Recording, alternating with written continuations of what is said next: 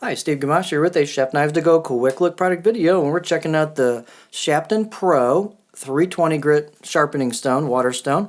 The Shapton Pro series come with their own color-coded box that matches the color of the stone, and so the stones again are different colors, and you'll see that on the product site. But this is kind of a well-used stone, so it's not full thickness anymore. At this point, the coarser stones wear a little bit faster than this stone does.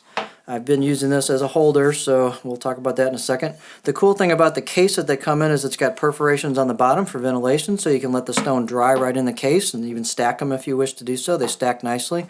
The case also doubles as a stone holder, so the top of the case has a recessed area, and then you can drop the stone right in there. You get a little bit of play on the stone in there. If you don't like that, I've stuck like the tip of a toothpick on the side or some other kind of very thin object in there, and it'll stop that play if it bothers you. I don't think it's a big deal, but if it bothers you, you can do that.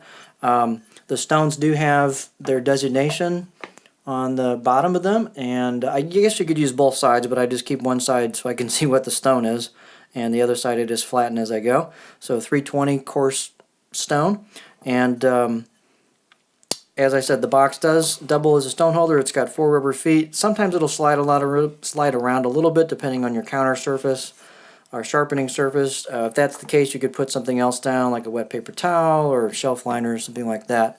But they do make a nice holder. Another trick is you can store 2 standard Shapton glass stones in a standard Shapton Pro holder. They'll double stack and they'll both fit. The extra thick Shapton Glass 500, not the case, it's extra thick, but 2 normal ones, you can do that.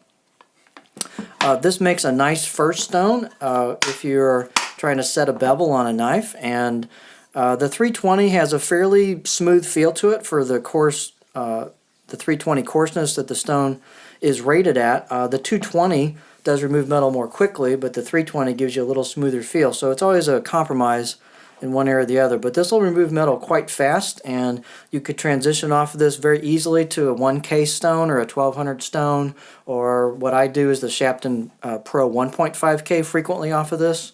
It's just a nice stone, and I said it doesn't feel too gritty. If you got really heavy removal, you may want to go lower like a 220 or even like the Nubatama 150, but if you don't have a ton of metal removal, this is a really nice stone. It does cut quick. It cuts all kinds of steels pretty well, and just makes a good starter stone if you don't need super heavy metal removal. So there you have it. I think it's a really nice stone, the Shapton Pro 320 grit sharpening stone.